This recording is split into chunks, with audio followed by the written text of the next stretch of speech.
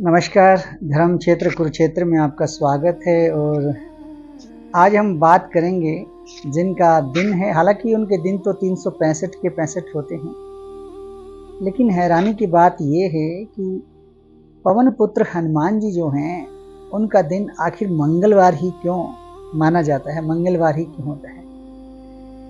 आपको बताना चाहेंगे कि पवन पुत्र से आप सीधा सा पता कर सकते हैं कि जो पवन है उस हवा को बोलते हैं, और जो हमारा जीवन है वो हवा पर आधारित है।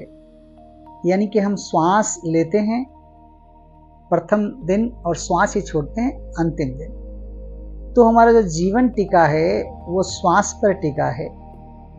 और पवन पुत्र हनुमान जी का एक ही वार नहीं होता है, मंगल ही नहीं होता, बल्कि 365 के 65 दिन इसका वार होता है। अब सोच के देखिएगा, अगर 5 सेकंड के लिए हमें श्वास ना आए तो आप जीवन को कैसे जिएंगे। अब इसको हम दूसरी ओर एक और कहानी से लेते हैं, फिर आपको समझ में आएगा। आपको याद होगा माँ जानकी जब लंका में थे और हनुमान जी वहाँ पहुँचे तो उन्होंने देखा कि पूरी लंका को जला दिया है, और उसके बाद फिर वो वापस आते हैं कि माँ मुझे भी कोई ऐसा निशानी दीजिए जिससे कि मैं भगवान श्री रामचंद्र जी को जाकर दे सकूं।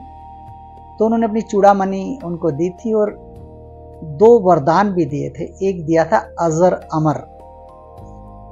कुछ लोगों ने इसको अलग अलग तरीके से समझा, संतों ने भी अलग इसकी परिभाषाएं दी। आधुनिक समय में मैं जो थोड़ा समझ पाया हूँ, अजर अमर का मतलब है कि सृष्टि जब तक है आप भी तब तक रहेंगे। यानी कि संसार जब तक रहेगा उस समय तक भी आप, हनुमान जी को वरदान दिया गया कि आप रहेंगे। तो इसका मतलब ये है, हनुमान मतलब पवन, पवन मतलब पवन पुत्र। जो ये हवा है ये हमेशा रहने वाली है। जिस दिन हमें श्वास नहीं आएगा, हवा नहीं आएगी, तो उस दिन हमारा जीवन भी नहीं रहेगा। तो एक तो मान के ये चलिएगा, इस संसार में पवन पुत्र आप उसको क्या रूप देते हैं, उसको वानर रूप देते हैं या भगवान का रूप देते हैं, वो आप पर निर्भर है। इसके बारे में आपको कुछ नहीं कहूँगा। मैं साइंटिफिक भाषा में ये कहूँगा कि जो श्वास है वही पवन है और पवन ही श्वास है। एक स्टूडेंट थे जो पीएचडी कर रहे हैं, उन्होंने एक बार ऑफिस आकर मुझसे पूछा, वो संबोधन में गुरुजी कहते थे। उन्होंने कहा, गुरुजी सूर्य इतना बड़ा है पृथ्वी से भी, तो जो हनुमान जी उनको मुंह में कैसे लेके चले गए, उन्होंने मुंह में कैसे रख लिया। मैंने तो बहुत बड़े लेवल पर साइंस पढ़ा नहीं है, कोई शास्त्र भी नहीं पढ़े हैं।